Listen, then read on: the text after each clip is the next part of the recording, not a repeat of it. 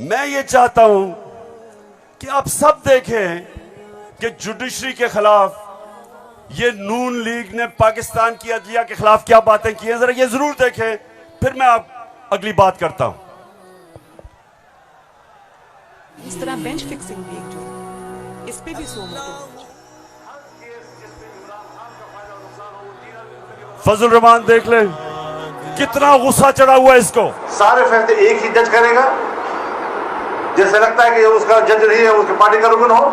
जब बेंच बना तब से लेकर आज तक के फैसले तक इंसाफ होता हुआ नजर नहीं आ रहा था। अपने एक शख्स की वजह से आज आइन की तशरीह को में फर्क डाला जा रहा है। अपनी मर्जी से आइन की तशरीह की जा रही है। फुल कोर्ट इसलिए नहीं बनाया गया कि अगर फुल कोर्ट बन जाती तो आज का फैसला मुख्तलिफ होता। मौजूदा बेंच है उसमें जो मुअज़्ज़ज़ जज साहबान बैठे हैं, उन जज साहबान का हमारे मतलब जो उनके ख्यालात हैं उनसे भी कोई ना वाकिफ नहीं है, ना हम ना वाकिफ हैं।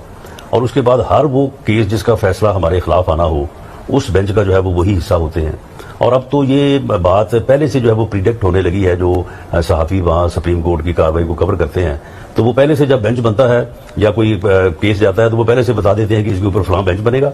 अगर कुछ लोग गैर जानिबदार नहीं होंगे, अगर इसके सहूलतकार पीछे नहीं हटेंगे तो हमें बता दें मुल्क कौन चलाएगा। सुप्रीम कोर्ट के जजेस ने पीछे बेंड करके अपने आप को कभी इधर कि नहीं शायद उनको समझ नहीं आई, शायद उनकी तरफ पैगाम नहीं पहुंचा, वगैरह वगैरह वगैरह करके इनको हाथ नहीं लगाया। इनको तो मतलब ये है कि इनको कौन सी दीवार पे लगाया। तो जिस तरह मैच फिक्सिंग एक जुर्म है, इस तरह बेंच फिक्सिंग भी एक जुर्म है। जब बेल का फैसला होने वाला होता था, जेल में उस दिन खबर मिलती थी कि 3 हफ्तों के लिए बेंच डिसॉल्व हो गया, नया बेंच, या कोई जज छुट्टी पे चला गया। जाता नहीं था, भेजा जाता। काजी फाइज ईसा साहब के मामले में माय लॉर्डशिप से ये पूछना चाहते हैं कि वो आपके ब्रदर जज थे ना, आपने क्या किया? तो फिर हमारी बात नोट कर लो, हम हर उस अदालत का और उस जज का घेराव करेंगे जो तुम्हारे इस गंदे और घटिया एजेंडे को परवान चढ़ाने के लिए अपोजिशन के खिलाफ जो है इक़दाम करेगा।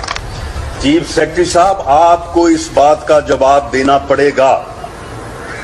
आपने इधर ही रहना है, आपके बच्चों ने भी इधर ही रहना है। कमिश्नर लाहौर साहब, आपने भी इधर रहना है, आपने सर्विस भी करनी है।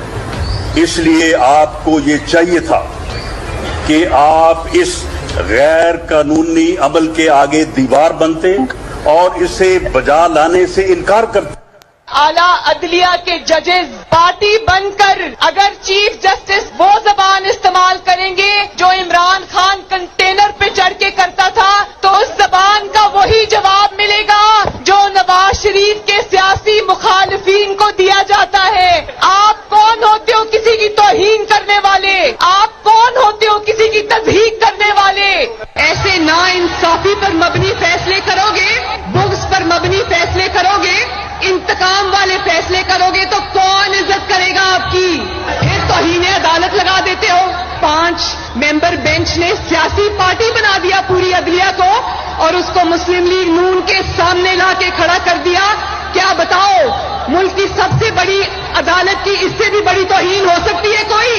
हम आपकी इज्जत करना चाहते हैं, आप भी तो अपनी इज्जत करवाओ। तो जस्टिस अजमत सईद साहब जो है उनको कौन नहीं जानता।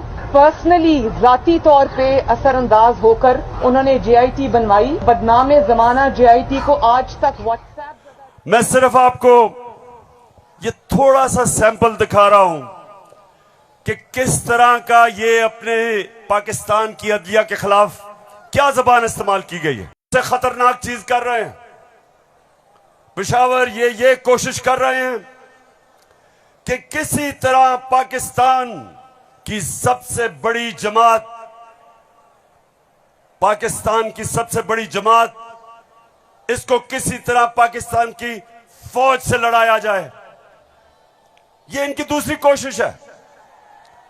पहले डिस्क्वालीफाई करो और साथ साथ कोशिश करो कि पाकिस्तान की फौज के खिलाफ प्रोपेगेंडा करके लड़वाएं, और फिर पाकिस्तान की अदलिया के खिलाफ कि पाकिस्तान के अदारे किसी तरह तरीके इंसाफ के खिलाफ हो और ये किसी तरह मैच जीत जाए। बस मैं आज आपको वीडियोस दिखाने लगा हूं और मैं उससे पहले आपको बताऊं की कोशिश इनकी क्या है। जो कुछ मैं कहता हूं, इनका प्रोपेगेंडा सेल बैठा हुआ है, वो हर चीज को मोड़ के कोशिश करता है कि या किसी तरह अदालत मेरे खिलाफ हो या किसी तरह फौज मेरे खिलाफ हो। अब मैंने क्या कहा था, मैंने अभी चंद रोज पहले क्या कहा, परसों मैंने क्या कहा, मैंने ये कहा कि फौज का जो आर्मी चीफ होता है उसको मेरिट पे सिलेक्शन होनी चाहिए।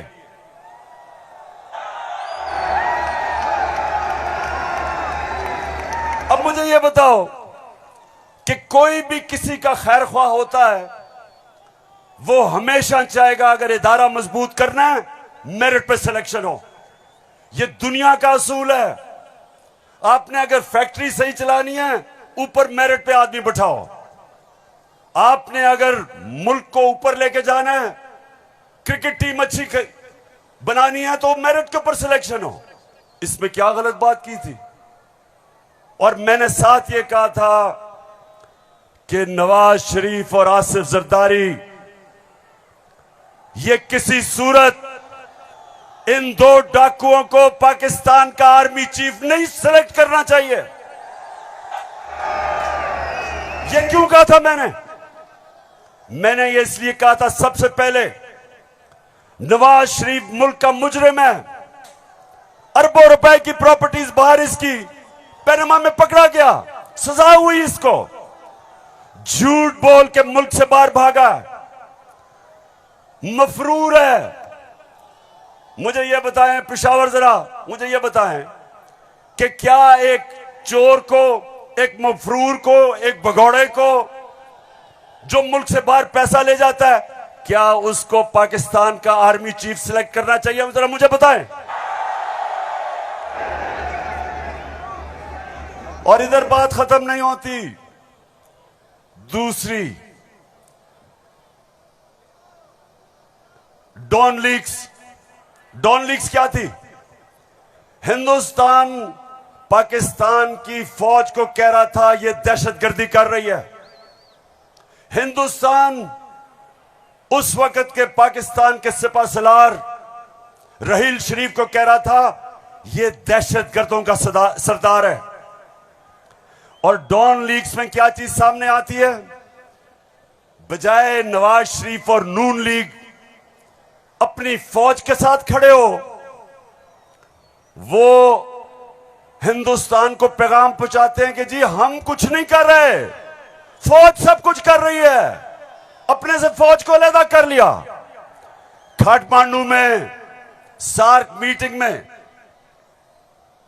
बरका दत्त किताब में लिखती है कि नवाज शरीफ छुप छुप के नरेंद्र मोदी को मिल रहा था अपनी फौज से डर के।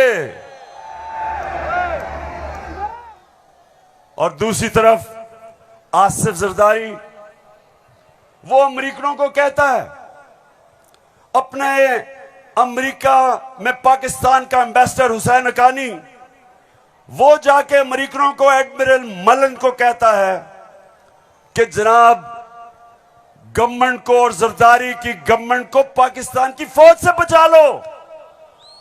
ये वो लोग हैं, बताओ मुझे, ये आर्मी चीफ सिलेक्ट कर सकते हैं? क्या हम इतने अहम ओहदे इन दोनों चोरों के हाथ में देंगे? नहीं देंगे। लेकिन तीसरी चीज,